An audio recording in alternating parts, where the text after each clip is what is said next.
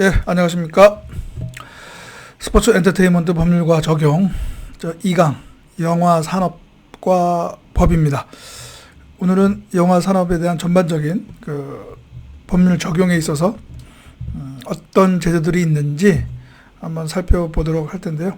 일단 강의를 듣기 전에 여러분들, 제가 이미 사이버 캠퍼스에 이 강의 참고 자료를 올려놨으니까 여러분들 요 강의 잠깐 중지를 해놓고 먼저 참고 자료를 다운받아서 오픈을 하고 같이 강의를 들어주시기 바랍니다.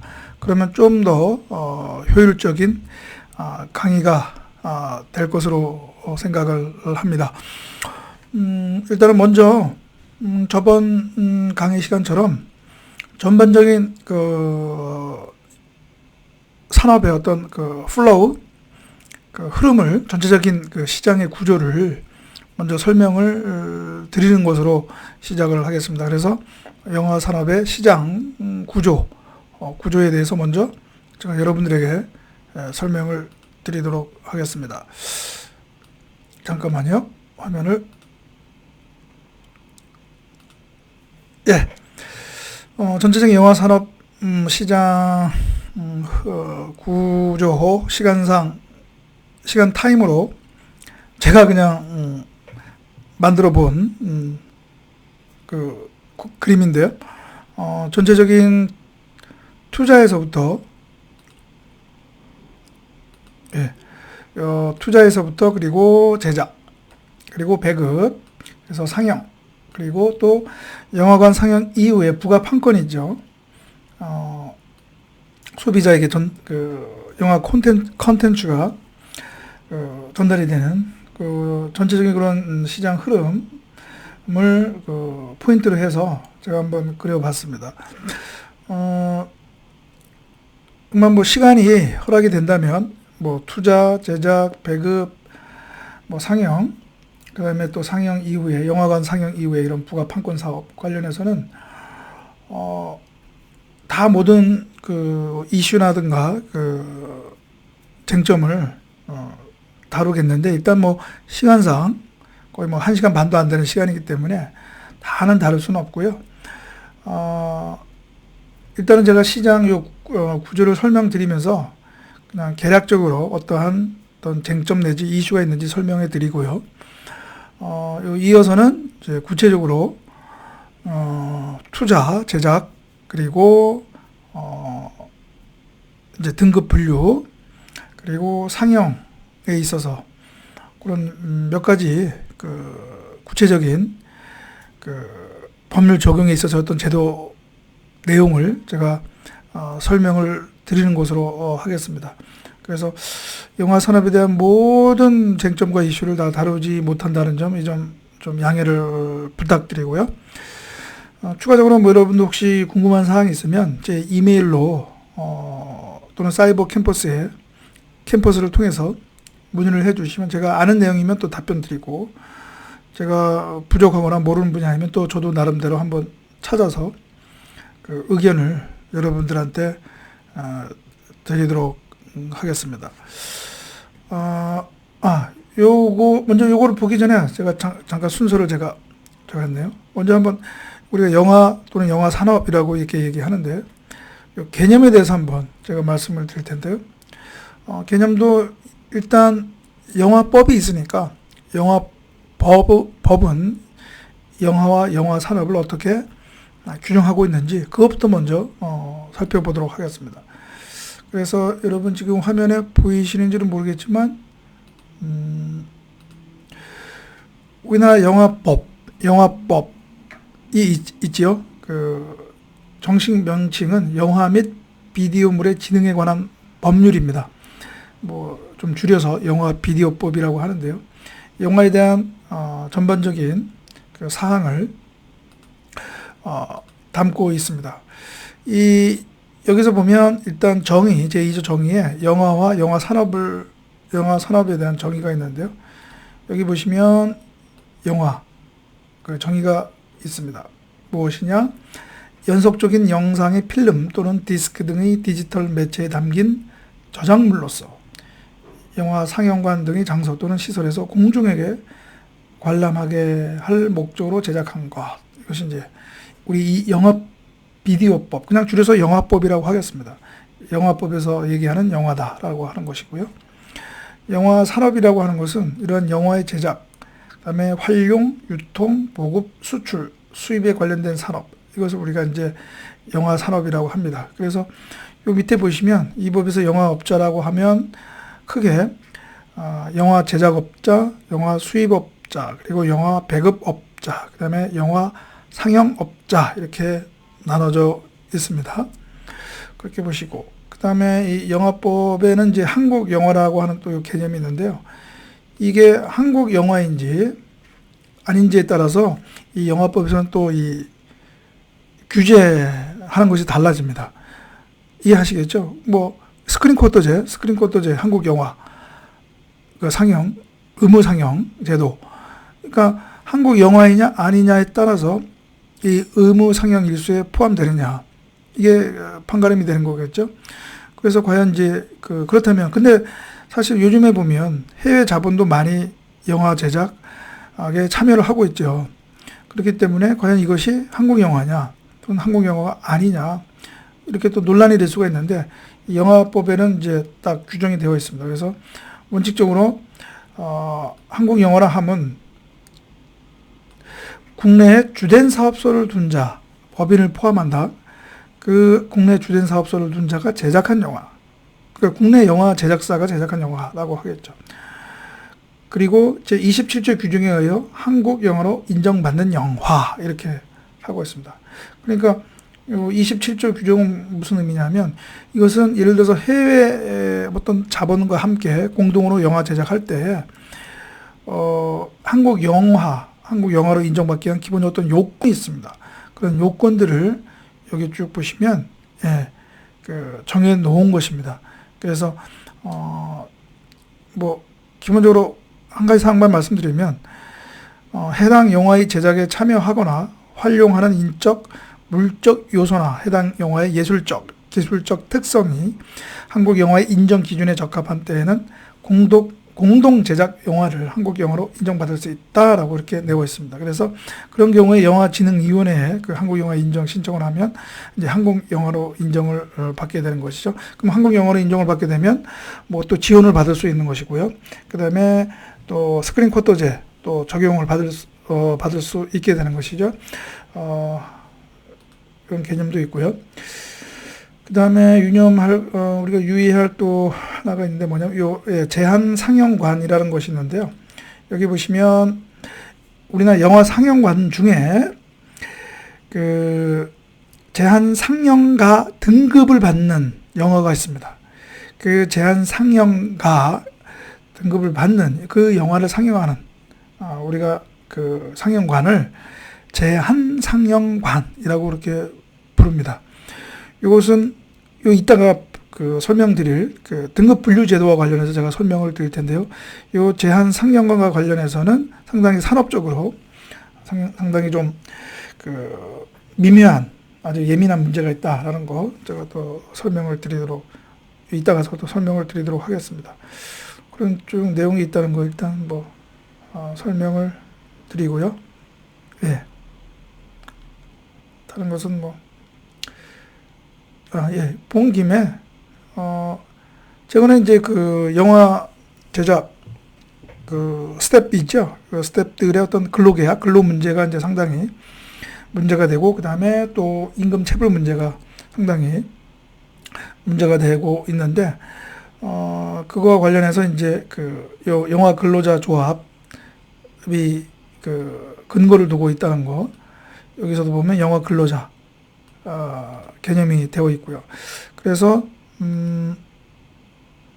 최근에 그러한 영화 스태프들의 권리 보장을 위해서 관련 규정을 이제 두었습니다. 그래서 그런 것들이 여기 이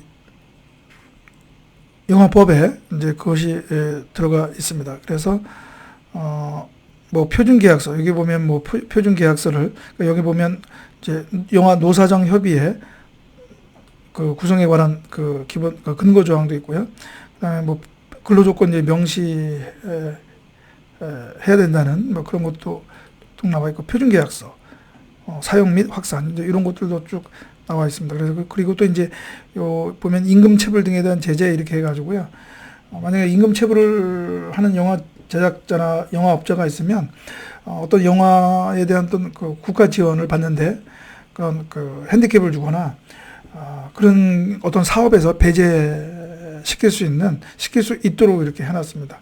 그래서 이러한 그 영화 스텝에 대한 어떤 근로조건 보장, 권리 보장 이런 제도도 있다는 거 그냥 기본적으로 알고 계시고요. 그다음에 우리나라 영화 산업 전반을 담당하는 영화진흥위원회가 있다는 거, 뭐 이런 아시는 분들은 다 아시겠지만 이런 것도 기본적으로 이 영화법에 규정이 되어 있다 이렇게 이해를 하시면 되겠습니다. 그래서 다시 영화 산업 그 시장 그 구도로 제가 다시 한번 와서 이제 설명을 드리면, 일단은 영화에는 항상 뭐 이제 투자자가 있게 마련이죠. 거기에는 뭐 재무적 투자자도 있고 뭐 전략적 투자자도 있고 하게 되는 거고요. 그다음에 이제 당연히 이제 영화 제작사가 있게 되겠죠. 그러나 요즘에 다 제작의 어떤 그런 관행이랄까 시스템은 그 영화 한 평당 물론 뭐 그렇지 않은 경우도 있지만 큰 대작 같은 경우, 그러니까 큰 규모가 큰 영화는 대개 다 SPC, 그러니까 그 영화의 제작, 상영, 수입, 그다음에 수익 분배 등을 목적으로 하는 특수 목적법인 SPC를 설립을 해서 그 영화를 제작하는 경우가 있게 되는 거죠. 그래서 그렇게 되고, 그러니까 당연히 이제 요 제작사와 투자자 사이에서는 당연히 이제 투자 계약이 이루어지고 그로 인한 어떤 법률 관계가 형성이 되고요. 또 간혹가다는 또 이런 어떤 분쟁, 법적 분쟁이 발생하고 있기도 하고 이제 그렇죠. 그래서 제가 조금 이따가 설명드릴 2008년도인가요? 그 심영래 씨 그 제작한 영화 D5, 그때도 이제 투자자와 그 제작사 심영래 그분 회사 간에 분쟁이 또 있었거든요. 그런 문제가 또 있고요. 그 다음에 그런 문제가 있다는 거 이해를 하시면 되고, 당연히 요 투자에서는 요 투자 브로커리지를 또 담당하는 사람이 있겠죠. 그런 그 파트너가 있겠죠. 그 다음에 이제 제작을 해서 영화 상영관에 상영할 때는 이제 또 배급사가 별도로 있게 되죠. 그런데 일단 우리나라 같은 경우는 이런 영화 상영관과 또는 배급사 그리고 영화 제작사가 이른바 대기업 자본으로 이루어진 그런 그 구조를 가지고 있죠. 그래서 종종 대기업 대자본 롯데, 뭐 CJ 이쪽에 어떤 불공정 거래가 문제가 많이 일어나고 있죠. 그래서 뭐 지금은 많이 또 뭐 시정이 되고 했지만, 그러나 아무튼 제작과 배급과 상영관에 있어서 대기업 자본이 다 그 수직적으로 그 좌지우지하는 그런 관계에 있다라고 하는 점에서 또 많은 문제점이 발생하고도 있지만, 한편으로는 또 그러한 어떤 시스템이 우리 국내 영화 산업을 발전시킨 하나의 또 요소가 된 것 아니냐라고 또 그렇게 평가하는 분들도 계시고요. 그렇습니다. 그래서 그랬고요. 예. 그리고 뭐 영화 제작과 배급, 상영 안에는 또 뭐 또 그러니까 배급사가 별도로 이제 독립적인 그런 배급사인 경우에는 또 제작사와 또 어떤 배급에 관한 또 계약을 맺게 되겠죠. 그 다음에 보통 이제 지방 소도시 같은 경우에는 별도로 이제 배급 대행사를 두고 그 지방 소도시 영화 상영관에 상영하도록 하고 있는데요. 보통 이제 뭐 그걸 이제 간접 배급이라고 하는데, 요 배급 대행사를 통해서도 또 하고 있다라고 하는 거. 이제 배급사가 근데 보통은 큰 이제 그 멀티플렉스 큰 극장인 경우에는 뭐 직접 배급을 하게 되죠. 배급사가. 그러나 지방 소도시 같은 경우는 중간에 또 배급 대행사가 있어서 그런 배급 관계가 이루어진다고 합니다. 그 다음에 해외 영화 같은 경우에는 수입업자가 있겠고요. 그래서 배급사를 통해서 또는 뭐 직접 배급을 통해서 상영관에서 상영이 되고 있다라고 하는 거. 그 다음에 또 영화 산업과 관련해서 또 이제 영화 광고가 있죠. 영화 시작하기 전에 한 10분, 15분 그 정도 되나요? 아무튼 그 광고 그 시장도 규모가 상당한 사이즈가 상당한데 아무튼 그 광고와 관련해서 또 영화 광고업자가 있고 또 그 광고주가 있고 그렇게 되죠. 그리고 요 영화 광고와 관련해서는 제가 따로 설명드리진 않겠지만 그 보통 우리가 그 상영표 시간표에 보면 그 거기에 적혀 있는 시간보다 조금 딜레이 돼서 영화가 나오죠. 그 영화 광고 때문에. 그래서 한 번은 몇 년 전인가요? 4년 전인가? 시민단체가 그거 뭐 불법행위다.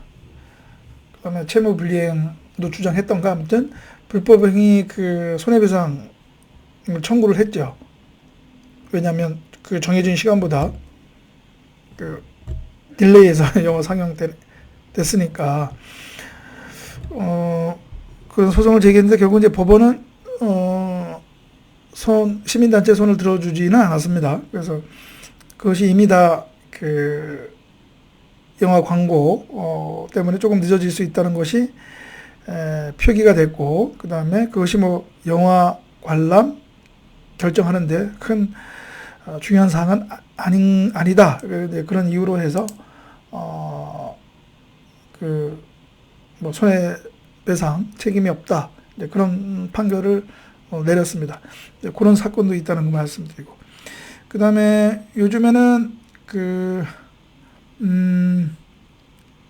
이 보통 부가 판권 시장이라고 하죠. 그러니까 영화 상영관 이후에 케이블 TV, 뭐 위성 TV, DVD, 홈비디오 요 배급 시장이 또 규모가 엄청나죠. 쉽게 말하면 뭐 넷플릭스, 왓챠 뭐 이런 거. 그래서 요거에 대한 것도 상당히 또 법률 관계가 형성이 되고 또 간혹가다 법률 문제가 형성된다. 그리고 보통은 영화 상영 종료하고 나서 보통 한 3개월 이후에 이제 부가 판권 시장으로 콘텐츠가 넘어가는데 보통은 근데 최근에 그 미국 그 영화 제작사 디즈니랜드인가요? 갑자기 발음도 안 되는데 거기에는 그 뭐랄까 요 사이에 그 텀이 제 기억으로는 이따 한번 제가 그 관련 기사를 한번 찾아보겠습니다. 14일인가 2주인가요? 아마 그렇게 짧아지도록 하는 그 계약이 또 체결이 됐다고 하더라고요. 그래서 이것도 부가 판권 시장의 어떤 판도에 또 영향을 미치는 것 아니냐라고 하는 그런 또 그 얘기가 나오고 있습니다. 그래서 전반적으로 이런 그 전체적인 그 흐름, 영화 산업의 흐름이 그렇다라는 거 이해를 하시고요. 뭐 그러니까 요 각각 단계 여러 가지 어떤 그런 법률 관계 또 분쟁들이 또 이제 발생하게 되는 것이죠. 예, 발생하게 되는 것이다. 라는 점 그렇게 이해를 하시면 되겠습니다. 그래서 오늘 요 강의에서는 우리 아까 그 잠깐 보여드렸던 그 영화법에서 규정하고 있는 제도 중에서 주요한 거를 한번 제가 기본적으로 설명을 드리고 그다음에 또 관련 판례라든가 관련 그 연구 보고서 같은 것들을 제가 참고 자료를 여러분들에게 보여드리면서 강의를 하도록 하겠습니다. 예. 그러면 일단 먼저 어떤 걸 제가 설명을 드리냐면 바로 이제 영화 투자, 제작에 있어서 가장 중요한 우리나라 한국 영화 산업에 있어서 가장 중요한 바로 이 모태 펀드 제도, 모태 펀드 제도에 대해서 설명을 해드리도록 하겠습니다. 우리 한국 영화를 이렇게 어떻게 보면 발전시킨 요소로서 몇 가지를 꼽는데요. 그 중에 하나가 이제 멀티플렉스가 있고요. 그리고 또 하나가 바로 이 모태 펀드라고 하는 제도입니다. 영화를 만들기 위해서는 많은 그 제작 비용이 필요하게 되죠. 뭐 배우들의 인건비, 그다음 스태프들의 인건비도 포함되고요. 그다음에 P&A 비용이라고 해가지고요. 프린트 앤 애드버타이즈 비용이라고 해가지고 그 홍보 비용 있잖아요, 그죠? 홍보 비용, 홍보 비용 이것도 어마어마하죠. 그런 비용도 상당하죠. 그렇기 때문에 한 편 영화를 만들기 위해서는 엄청난 제작 비용이 드는데 그것을 영화 제작사가 다 모두 다 마련할 수는 조달할 수는 없는 거니까 당연히 거기에는 투자자가 인발부해서 이제 투자를 하게 되는 것이죠. 그런데 이 투자와 관련해서 항상 여러분 투자 우리가 그냥 일반적인 개념에서 투자를 하게 되면 항상 리스크가 있는 것이잖아요. 리스크. 그렇기 때문에 그러한 리스크 관리 매니지먼트 차원에서 보면 영화라고 하는 것은 어떻게 보면 그 리스크가 상당한, 그러니까 뭐 한 10편 만들었다 치면 한 편 성공하면 다행이다 싶을 정도로 그 소위 말하는 이제 실패하는 경우가 더 많은 경우이죠. 그러다 보니까 이 투자가 원활하지 않을 수가 있는 것이죠. 자금 조달 측면에서 그것이 이제 위험이 되는 것인데, 이제 장애가 되는 것인데, 어떤 그런 손실에 대한 부분을 해소시킬 수 있는 그런 것이 있다면 그래도 투자가 원활하게 이루어지겠죠. 바로 그러한 투자를 원활하게 하는 것이 뭐냐? 바로 이제 모태펀드라고 하는 것이죠. 모태펀드. 예. 그래서 이 모태펀드에 의해서 우리 한국 영화가 비약적으로 발전했다라고 이렇게 이제 영화 쪽에서는 얘기를 하고 있습니다. 그래서 그 모태펀드 제도에 대해서 제가 여러 설명을 드리도록 하겠습니다.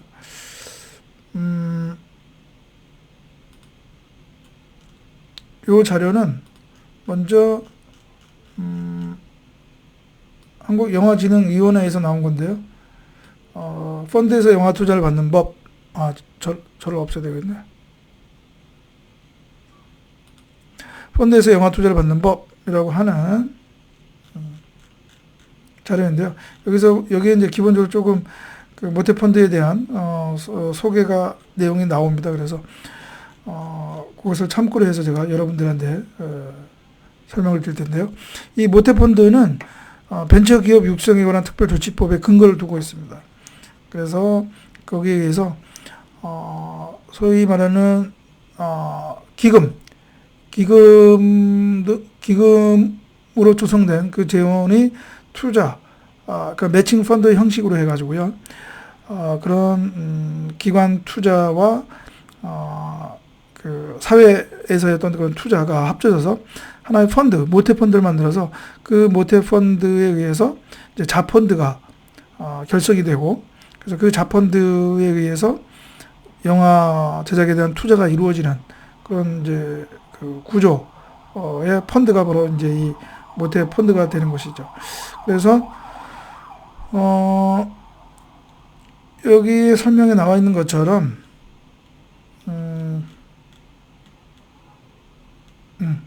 이거 보시면 되겠습니다. 여기 보인 것처럼 모태 펀드가 출자를 한 이제 자펀드가 그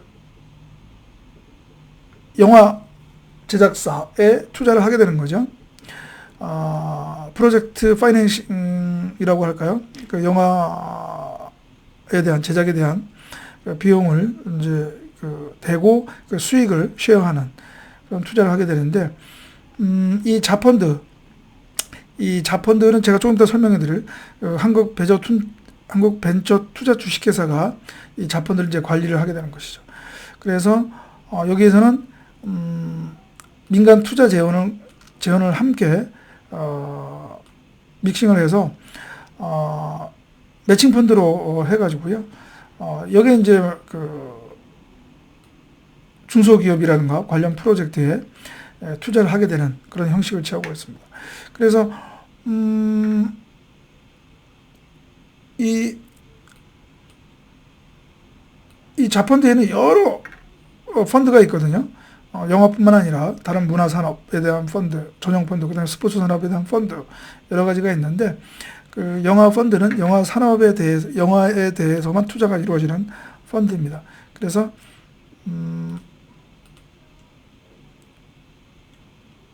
이렇게 되어 있고요.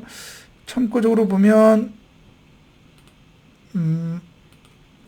영화 관련해서는 크게 문화 계정이 있고 영화 계정이 있는데요. 문화 계정은 2006년 출범했고 영화 계정은 2010년이 되어 있고요.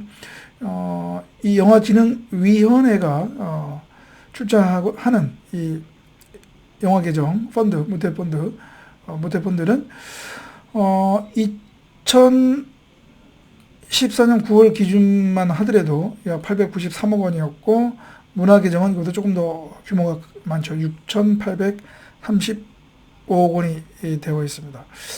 그래서 그 영화 투자에 대한 그런 영화 투자를 활성화시킨 그런 이제 하나의 기폭제가 되었다고 얘기할 수가 있겠죠. 그래서 이것도 제가 사이버 캠퍼스에 올려놓을 테니까 여러분들 이거 보시면 되겠고요. 이거 한번 보실까요? 이것도 보통 이 모태펀드 영화 투자 금액인데요.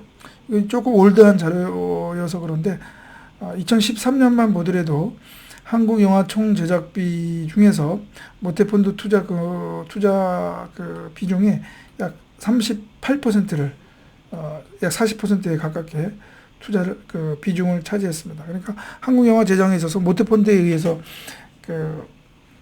제작이 이루어진 것이 상당하다라는 것을 알 수가 있을 것입니다. 그래서 일단은 아까 말씀드렸던 이 자펀드를 관리하는 주체가 이제 한국벤처투자 주식회사인데요.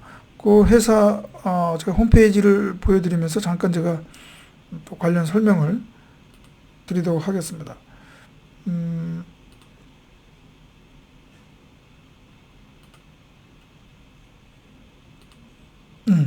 있습니다. 이게 바로 이제 한국 모태펀드를 관리하는 한국 벤처 투자 회사입니다. 그래서 이 회사는 이제 벤처기업 육성하는 특별조치법에 근거해서 이 모태펀드 조성된 한국 모태펀드를 관리하는 주체가 되는데요. 그러니까 관리하면서 이제 투자 의사 결정을 하게 되는 것이죠. 이 한국벤처투자 주식회사 내에 투자심의위원회가 있습니다. 거기서 이런 이제 심의를 통해서 투자 결정을 하는데요. 여기 보시면 이제 사업 개요에 보시면 출자 사업과 투자 사업이 있는데요. 여기 보시면 이제 한국 모태펀드가 있죠. 아까 잠깐 설명드렸긴 드렸는데요. 다시 설명드리면 일단 모태조합, 펀드 모태조합이 있고요. 여기에 출자는 뭐 중소벤처기업부, 중소기업진흥공단, 문화체육관광부, 영화진흥위원회, 국민체육진흥공단 이런 이제 정부 공공기관이 출자를 하게 됩니다. 뭐 기금 조성을 통해서 그러면 이제 이 투자조합에 이제 출자를 하게 되는 것이죠. 그래서 뭐 여기는 이제 중소벤처기업이라고 했는데요. 영화 펀드 같은 경우에는 이제 영화 제작사에 펀드를 하게 되는 거죠. 투자를 하게 되고. 그래서 이제 만약에 수익이 발생을 하면 당연히 이제 수익을 쉐어하게 되는 것이고요. 그렇게 이제 구조로 이루어지고 있습니다. 그래서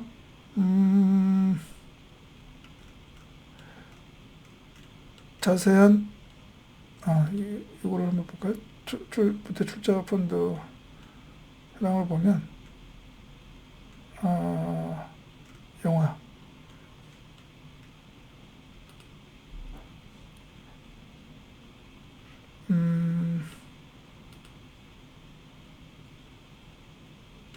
예, 여기 보시면 이렇게 그 매년 요 자펀드 운용사를 이제 그 모집을 합니다. 심사를 통해서 선정을 하면 그 운용사가 이제 구체적인 영화 제작에 대한 투자를 하게 되는 것이죠. 그래서 보시면 여기 보면 이제 여기 영화 계정에 있죠. 그래서 출자 분야가 중저 예상 한국 영화. 그래서 이 같은 경우는 이제 운용사가 솔레어 파트너스가 되겠네요. 그래서 보시면 결성 금액이 이제 100만 원이니까 100만, 1000만 원, 10억, 100, 193억 원이 이제 결성이 되고요. 출자 금액은 95억 원이 이제 되네요. 그래서 이렇게 이제 그 투자가 이루어지고 있다라는 거 하시면 되고, 요 한국 벤처 투자 주식회사 홈페이지에 들어가 보면 요 모태펀드와 관련된 구체적인 자료들이 나와 있거든요. 그래서 여러분 혹시 관심 있으신 분은 여기에 이제 들어가서 보시면 되고요. 하나 더 제가 말씀을 드리면, 네, 한국수출입은행에서 몇 년 전에 2014년이네요. 발간한 그 보고서가 있는데요. 이게 한국 영화산업 투자 구조와 수익성 현황 및 개선 방향이라고 하는 보고서인데요. 이제 여기 보면 우리 한국 영화 산업에 대한 그 여러 내용들을 볼 수가 있습니다. 여기에도 이제 그러한 모태펀드 얘기가 나오는데요. 몇 가지 참고가 될 만한 그 내용을 잠깐 설명을 드리면, 이것도 제가 사이버 캠퍼스에 올려놓겠습니다. 그래서 여러분들 이거 참고를 하시면 되고요. 여기 보면 46페이지.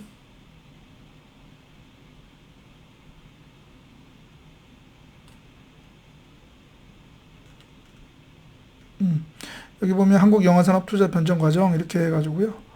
보시면 뭐 1기, 2기, 3기, 4기, 5기 이렇게 나누기도 하고요. 그래서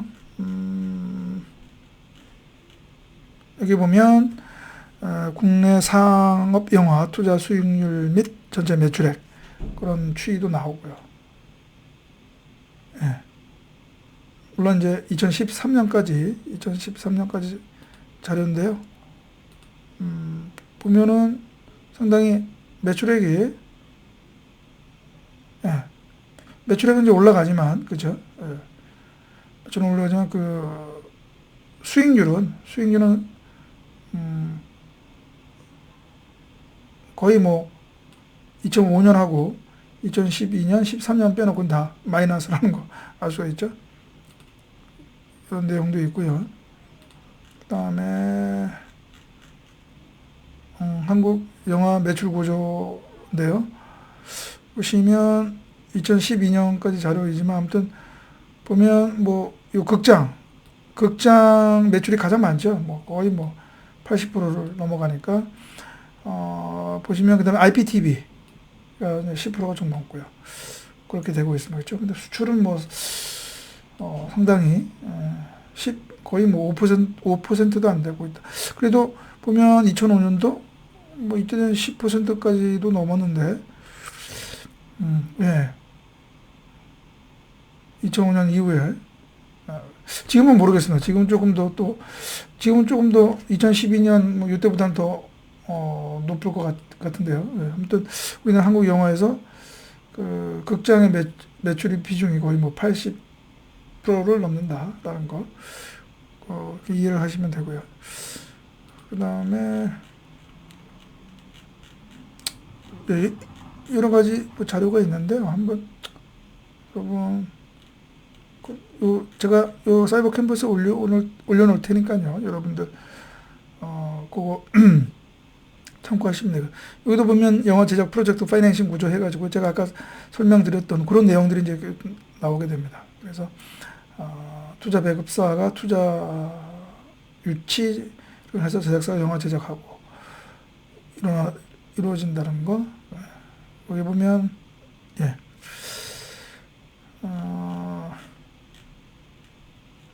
네, 그런 내용이 있으니까요. 예. 이것도 하나 설명드려야 되구나.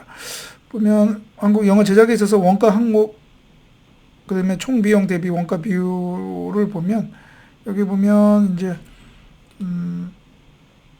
순 제작비가 있고 그다음에 P&A 비용을 뺀 그 순 제작비가 있고 그다음에 그런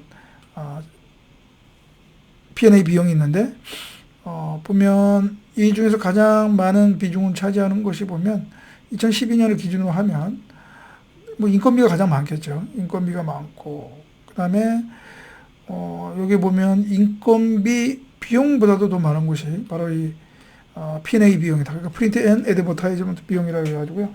배급 비용하고 이제 광고 홍보비가 되겠습니다. 이게 가장 많은 비중을 차지하고 있는데요. 예. 그렇다라는 거. 요것도 여러분들 이해를 해 주시면 되겠습니다. 예. 이 정도로 해서 제가 말씀드리고, 제가 자료는 올려놓을 테니까 여러분들 또 참고를 하시면 되겠습니다. 그래서 근데 문제는 이제 이 모태펀드가 사실은 어떻게 보면 그 영화 제작사 입장에서는 그 제작 비용을 조달하는데 상당히 제작 비용 조달을 상당히 수월하게 하고 그다음에 그 영화가 실패를 하더라도 거기에 대한 제작사로서는 책임을 지지 않는 구조이거든요. 그러다 보니까 어떻게 보면 그 모럴 해저드라고 그럴까요? 이러한 그 투자받은 금액을 영화 제작이 아닌 뭐 채무 상환이라든가 이런 부당하게 그 자금을 집행하는 부분도 있다. 그래서 그런 것들이 문제가 되고 있고요. 그다음에 또 그런 거 관련해서도 이제 그 모태펀드 관리 부실이라고 할까? 그러니까 투자에 있어서 그리고 관리에 있어서의 어떤 부실 문제로 인해서 원금조차도 회수하지 못하는 경우가 많다. 이제 그런 문제가 제기되고 있습니다. 그래서 여기 보시면 2017년에 보시면은 이거 국회에서 문제 제기된 과정인데요. 보시면 2017년경에 그 국회에서 한국벤처투자 아까 제가 설명드렸죠. 그 벤처투자가 운영하다가 청산 종료된 476개 투자권을 분석한 결과 총 4,230원을 투자했는데 이 중에서 4,090억 5천만 원을 회수를 했다. 그래서 평균 수익 배수는 0.97. 뭐 이 정도면 뭐 그렇게 나쁘다고 볼 수는 없는데 아무튼 보면 이제 투자 원금 회수 기준점인 1을 넘기지 못했다라는 것이 나오죠. 예. 그런 것들이 나오고 있습니다. 예. 그리고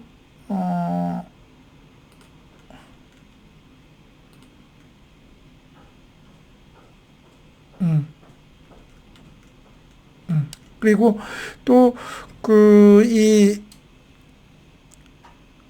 관리 부실이죠. 투자 그리고 그 관리에 있어서의 그런 감시 감독 부재로 인해서 아까 제가 말씀드렸던 그런 모럴 해저드가 있게 된다. 그래서 그런 문제가 상당히 있습니다. 그래서 상당히 이제 좀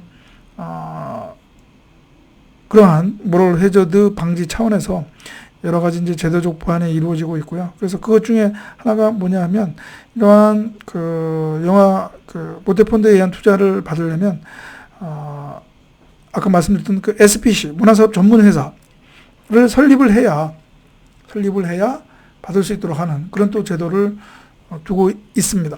그래서 그런 어떤 그 모태펀드 투자가 옆으로 새지 않도록 하는 그런 것도 필요하다라는 거고요. 그래서 또 이제 투자 입장에서는 한편 또 투자자 입장에서는 최대한의 수익을 얻으려고 하는 것이죠. 그래서 보통은 그 투자자는 그 이제 부가 판권 시장에 대한 권리를 갖게 되죠. 그러니까 뭐 예를 들어서 뭐 홈 비디오 배급권이라든가 이러한 것들을 이제 투자자가 갖고 그 수익을 통해서 만약에 영화가 큰 성공을 거두지 못한다 하더라도 부가 판권 시장에서 수익을 통해서 또 투자 금액을 최대한 회수하려고 하는데 지금은 그래도 어느 정도 그런 계약 시스템이 잘 되어 있어서 그 투자 계약서에서 그런 부가 판권 시장에 대한 권리 부분이 잘 분담이 되어 있고 규정이 되어 있습니다. 제가 사이버 캠퍼스에 별도로 올려놓을 그 표준 영화 투자 계약서 그걸 한번 보시면 아주 세세하게 그러한 권리 사항이 규정이 되어 있다라는 걸 알 수가 있습니다. 그런데 2000년대 2008년 9년 이때만 하더라도 그러한 투자 계약에 대한 어떤 세밀한 부분이 부족을 해서 이러한 투자 계약에 있어서의 분쟁이 또 심심치 않게 일어나곤 했었습니다. 그것 중에 하나가 뭐냐 하면 바로 지금 여러분 화면에 보는 이 D워 아시죠 여러분? 2008년인가 2007년 그 심영래 주식회사 연구와트인가요? 거기서 이제 상당한 홍보를 해서 그래도 나름 그래도 상당한 그 이슈몰이를 한 것 같던데 그 애국심 마케팅인가요? 또 그렇게 해서 근데 이제 이거 관련해서 이제 그 투자자가 있었는데요. 이 투자자하고 이 심영래 회사 측하고 소송까지 간 적이 있었거든요. 이 투자 관련해서 이 회사가 이제 투자자가 투자를 하면서 연구아트하고 이제 계약을 했는데요. 그 계약에 그러한 부가 판권 시장에 대한 부분을 명확히 규정을 하지 않아서 분쟁이 발생했습니다. 뭐냐면 이제 투자 계약을 하고 나서 이제 투자금의 일부분을 이제 지급을 하고 나서 이 투자자가 요 부가 판권 시장 중에서 이 홈 비디오 그 배급권 요거를 제3자에게 이제 그걸 또 판매를 한 것이죠. 대행을 맡긴 것이죠. 그런데 아마 그 계약서에 명시되지 않아서 그런지 주식회사 연구아트가 이것을 다른 또 제3자에게 이 홈 비디오 판매권을 또 그 이른바 판 겁니다. 그러니까 권리는 하나인데 그 권리가 이제 이쪽 저쪽으로 나눠지게 된 거죠. 그러니까 원래 이 투자했던 회사들은 야 이건 계약 위반이다. 그래서 계약 해지 통보하고 투자금 원금을 반환해달라고 했는데 1심에서는 투자자가 승소를 했거든요. 그런데 2심에서는 결과가 확 뒤집혀서 원고가 패소를 했더라고요. 그리고 그 판결은 확정이 됐고요. 그 원고가 대법원 상고를 포기해가지고요. 그래서 문제는 이제 그 계약서에 그러한 부가 판권에 대한 그 부분이 아주 디테일하게 명시가 되지 않아서 과연 해석상 누구에게 그러니까 주식회사 연구아트 입장에서는 그 투자자에게 모든 그런 부가 판권에 대한 것을 다 일임을 해야 할 의무가 있다고 볼 수 있느냐 없느냐에 대해서 그 해석상 다툼이 벌어진 건데 1심은 있다고 봤는데 2심은 그렇지 않다라고 봤던 것이죠. 예, 그래서 그런 문제도 있었다라는 거. 그러나 지금은 그러한 것들이 상당히 클리어해졌다. 아주 그 명확해졌다라는 거. 그거를 제가 설명을 드리겠습니다. 예. 그래서 이번 시간은 이것으로 마치겠습니다.